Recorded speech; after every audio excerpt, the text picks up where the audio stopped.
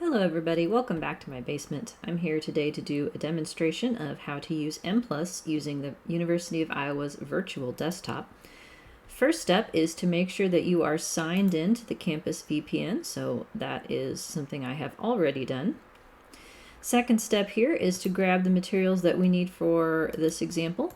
So there is a handout that you can follow if you would like to do things without having to watch the entire video.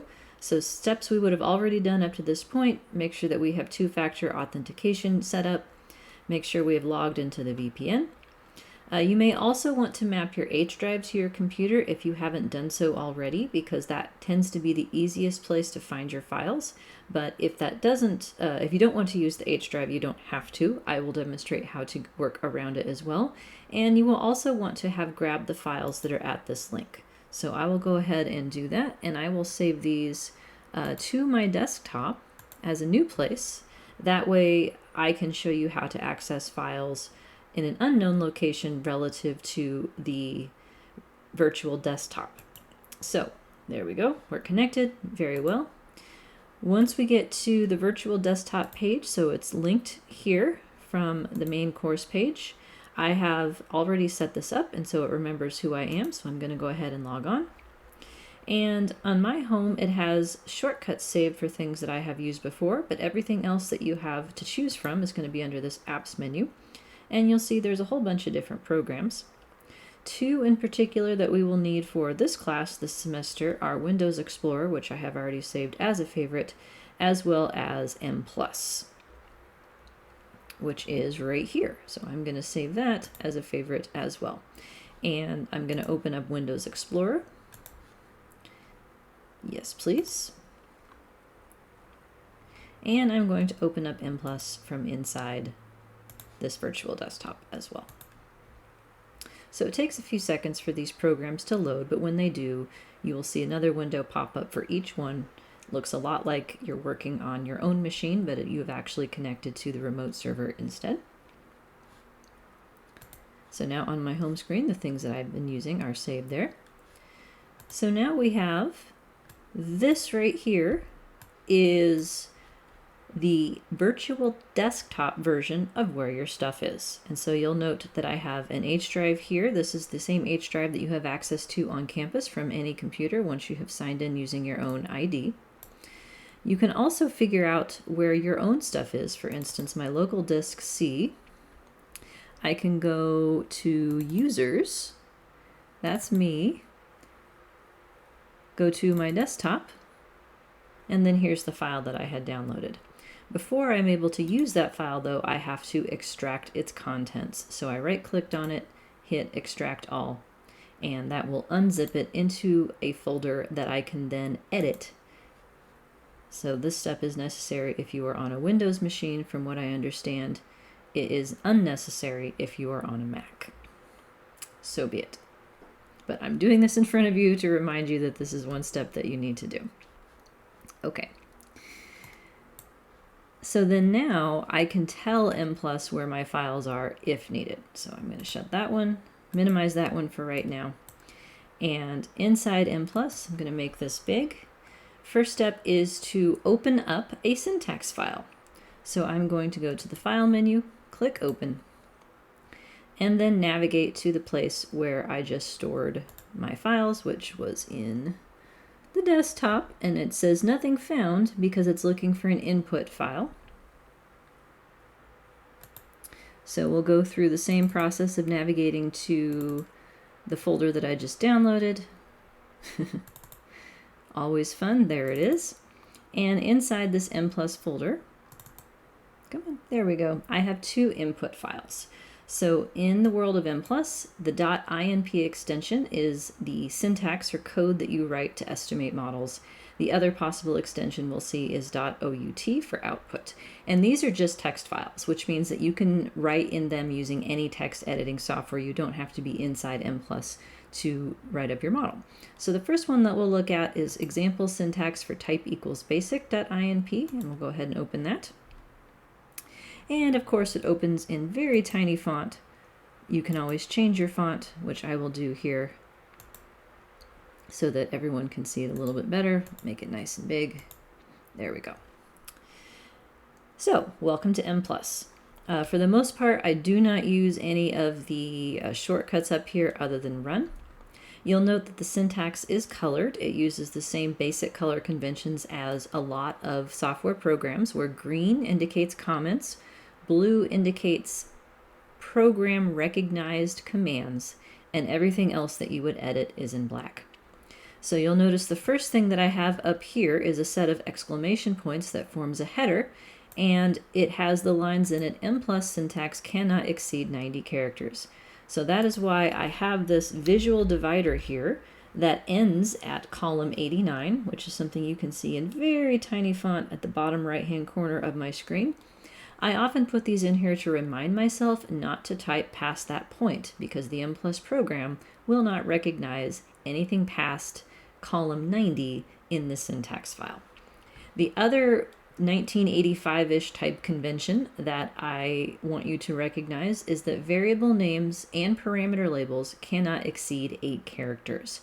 So whatever names you did use, you may have to shorten to make it work for this program. And you'll see it's not a coincidence that I've chosen a header that has a bunch of exclamation points in it, because in Mplus language, exclamation points are how you make user comments. There is no way to block comment that I have gotten to work successfully. So one of their documentations claims that it is possible to do so, but I've never gotten it to work. So you have to type an exclamation point in front of anything that you want to become a comment. So then moving on here, each command, if it is a section header, ends in a colon. So this includes title, data, variable, and analysis. These are Mplus specific commands, and any subcommand within that section must end in a semicolon as the command terminator, whether it's on the same line or not. So the first thing I have here is a title. This is up to you. It's completely optional. These are words that are going to recur on your output file. So it's helpful just to keep yourself organized in terms of what you're currently doing to have this title. The reason for that is that each Mplus input file like this can only hold the instructions for one model active at a time. So you would end up with separate input files for every model that you want to run, or alternatively, you have to comment out models once you're done running them and you want to invoke the next one. So you'll see some of my class examples, I have separate files, and some of them have one file that has a bunch of models in it. It just depends on whatever was more convenient. So the titles can help keep you organized, is what I'm trying to say. Next step, tell it where your data are. And unlike other programs that allow you to import data of all kinds of formats, Mplus will only take text data. So your options are extensions of .dat or extensions of CSV, which is what I prefer. CSV stands for comma-separated values. It's something you can easily make in any software package, and it has the benefit of default opening in Microsoft Excel. That way you can go ahead and check out your data. So file equals the name of the file that you want to have, and then the extension. If your input file is inside the same folder as the data, then you don't need anything else. And when I run this program on the virtual desktop, that approach works for me. So inside, let me go back to, nope, that is on my local one. I want the one that looks like this. There we go. So on my desktop, inside the Mplus folder, you'll see that the data file I'm referencing, example-data.csv, is in the same location as the input file that I'm currently looking at. That's why I don't need the path. If it throws an error when you run this on the virtual desktop, you may have to put the path in. The last time that I taught SEM, several students ran into this problem while others did not, and we never quite figured out why it happened for some people and not others. But if it happens for you, then what you would do is use this specification instead, in which in quotes you provide the direct path to the example, followed by a semicolon. So now the path includes all of the folders that you have to navigate through to get to the data, as well as the name of the data set and extension. And if you're thinking, okay, how do I tell it where my files are? This is why we use the virtual desktop's version of Windows Explorer. So this is what it would look like even if you're navigating into the virtual desktop from a Mac, because the virtual desktop is a Windows interface. So now that I know where my data are, I can put my cursor inside this address bar and hit copy.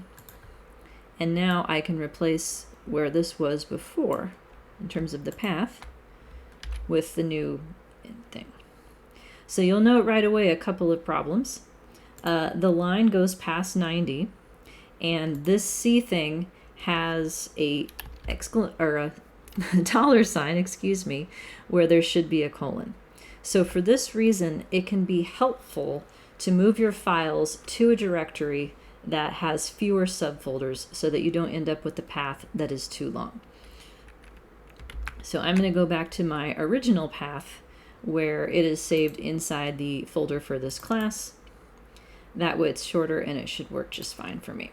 So once you tell it where your data are, you have to tell it what type of data you have. The default that I have included here for reference is type equals individual. That's a data set in which you have all of the raw individual level data. The alternative is a matrix. You can provide a covariance matrix, for instance, as input.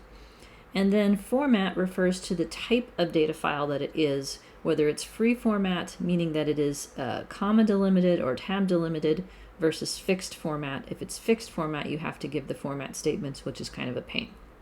So my recommendation is to use comma separated values as your format for this. Then the next section wants to know in more detail what your variables are in the data set and to be analyzed. And this is an example that I took from the Mplus documentation directly. So they just made up these numbers. And I have here illustrated a couple different equivalent ways that you can tell it the options for each of these commands. So the names option is all of the variables in the data set in order. And you can either have an equal sign here, you can have the word is, which is not grammatically correct, but it makes sense for the ones that are singular, or you can have the word are. It takes any of them. I try to be consistent in using equal signs, but sometimes you'll see the word are in my code instead, and it means the same thing. So the first column in my data is person ID, and then the next three columns are these variables they called U, followed by these variables called Y. Now you might be asking yourself, why is it that I have to tell it what my variable names are? Wouldn't it know that from the file? And the answer is no. Let me open the data file for you that Mplus is going to be using. And as you can see, there are no names in it. So this is something I see beginners in Mplus mess up quite frequently. They accidentally leave the names at the top of their file. So you either need to make sure that in your export command to make a CSV file that you remove the names, or you need to do so manually once you've created the file. But this is what it should look like to go into Mplus. No names at the top, data star on row 1. I've also had difficulty having Mplus read in data that had strings or text characters in it, so I would encourage you to remove those variables or convert them to numbers as well. So we'll go ahead and shut that. And the next piece of it, after you tell it what all the names are, so note that there's only a few variables in this data set. Typically what I do when I use Mplus is cut a data set down to just the information that I'm going to need. That way I don't have to list out 8 million variable names. After you list out what's in the data, it wants to know what's in the model. And so that's the role of the use variables command right here. Again, demonstrating the is, are, or equal sign. And also demonstrating a way that you can shortcut a list of variables by using a dash. So I am saying use U1 through U3 where it understands that there is a common prefix of U and it would interpolate all of the numbers in between this range. So this reads it as U1, U2, U3. Likewise, this reads as Y4, Y5, Y6, and again, semicolon at the end. Note there is a semicolon at the end of all of these things. You don't need semicolons at the end of comments. Also note that I have subset to just these 6 variables. Otherwise, it would try to put person ID in the model as well, which we do not want. So make sure that you do have a use variables here so that you are subsetting your data into just the variables to be included in that analysis. Last but not least, for the variable section for right now is missing data. You are allowed to have dots for missing data in free format. However, I have had bad experience with Mplus not reading the data correctly when dots are used to indicate missing values. So it may be superstitious behavior, but it works for me. I always deliberately replace any missing values with a missing ID code to send the data into Mplus. So in this case, all variables have the same missing ID code that I've chosen here. This number was chosen because it's unlikely to be present in any of my variables as a real value. You could choose -99 or whatever you'd like.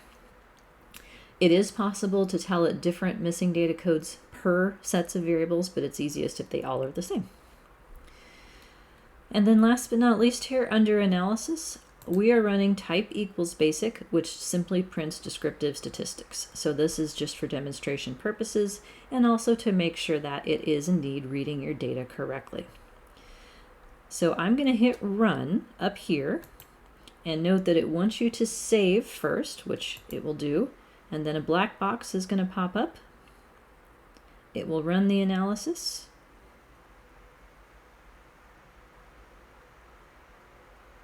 And we will see if it works.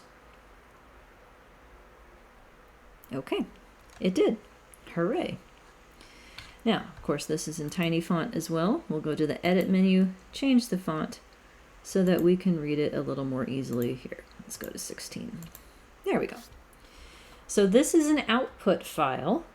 It looks a whole lot like the input file, and I often find myself accidentally editing this text because I don't realize that I'm editing the output, but you shouldn't edit it. This is only for reading. So it tells you what version of Mplus that you're using. It tells you the date and the time, of course, and then it immediately copies all of your instructions at the top of the file indented to characters. So that is one way you can tell just by looking whether you're in the input, which is editable, or you're in the output, in which editing won't do you any good. But this also means that in order to send your analysis to somebody, you only need to send them the output file because the input is echoed at the top. So one file per model is all you need to share the results of an analysis. So it spits back everything. Input reading terminated normally. That's good news. There is a whole lot of output here, and Mplus will not allow you to shut off any of it. So you'll get used to using Control F for find or doing a lot of scrolling, but just to the parts that I normally won't talk about in class. It tells you how many observations you have and how many variables you have. Make sure this is correct. It will tell you details about your estimation, so it's using maximum likelihood. That means the descriptive statistics will all be the denominator equals n version rather than n-1 or n-k as you would see normally. It tells you about convergence criteria and stuff like that. Generally speaking, you don't want to mess with that. It tells you about missing data. So this example data set doesn't have any missing data, it looks like. It tells you proportion of missing data across pairs of variables, which can be helpful for troubleshooting non-convergence due to lack of information. And then we get to the results that we asked for, which are just means, a variance, covariance matrix, and correlations. So these values then, the means in particular, should match what you would get out of descriptives in your original data. If they're seriously off, it means Mplus has not read in things correctly. They may be off a little bit if you have a lot of missing data, but seriously off means it didn't understand your data set. Then we get to a variance covariance matrix where the diagonal are variances and the off diagonal are the covariances. And then we convert that to a correlation. So if you're looking to get correlations among your items to report in a table or something, this is a quick and easy way to do it. It also gives us the log likelihood value for the saturated model. We will talk more about what that means, but in general, it is the height of the data if you let all the variable means, variances, and covariances be whatever they want. So saturated means, unstructured variances, as we would talk about in the other class. More descriptive statistics follow, and then it just tells you, I'm done. And I think this is either where they live or where they work, but I always found it kind of funny that this is part of it. So that's one example. I am going to open the other one, example syntax with model, and we'll look at that one as well. So this one looks quite similar, with the exception that rather than asking for descriptive statistics using type equals basic, this one will illustrate the use of model. So everything is the same as it was in the other file up to here. So I've added another Mplus command for output. This is where you can request extra pieces of information that are not provided by default. SampStat stands for sample statistics. It is functionally like asking for type equals basic in addition to the analysis that you have requested. And stdyx means a fully standardized solution. We will use this in all of our CFA and SEMs for this class. And then we get into model. So after this is where you would specify the details of your model. And the model that I have used here to demonstrate is the saturated model. So all of the means estimated separately, all the variances, and all the covariances. Getting used to Mplus language then. Whenever you list a variable named by itself, what you are actually asking it to do is estimate that variable's variance or residual variance. The difference is whether that variable is an outcome. If it is being predicted as an outcome, what you will get here is its residual leftover variance. If the variable is not being predicted by anything else, then you would get its variance, and you would be bringing that variable into the likelihood, treating it functionally as an outcome. If you list the variables in brackets, so note the beginning bracket here, and note the closing bracket here, anything inside a bracket is either a mean or an intercept. And again, the difference is conditionality. If the name of the variable is referring to something that's being predicted, then what you are asking for is its intercept in the brackets, the conditional mean when all the predictors are 0. If it is not being predicted, then what you are asking for is simply its mean. And last but not least, to allow a covariance between variables, that is the command with. And when you list all of the variables that you want on both sides of the with, what that tells Mplus to do is estimate all possible pairs of covariances. So you don't have to type out each individual pair, which is nice. You can also use the abbreviation syntax. So for instance, if I were to comment that out, start a new line, and do U1 through U3 like that, it would understand that I mean U2 in the middle. Okay, so uncomment. Let's go ahead and run this and generate some output. It again wants me to save it, sure thing. Black box.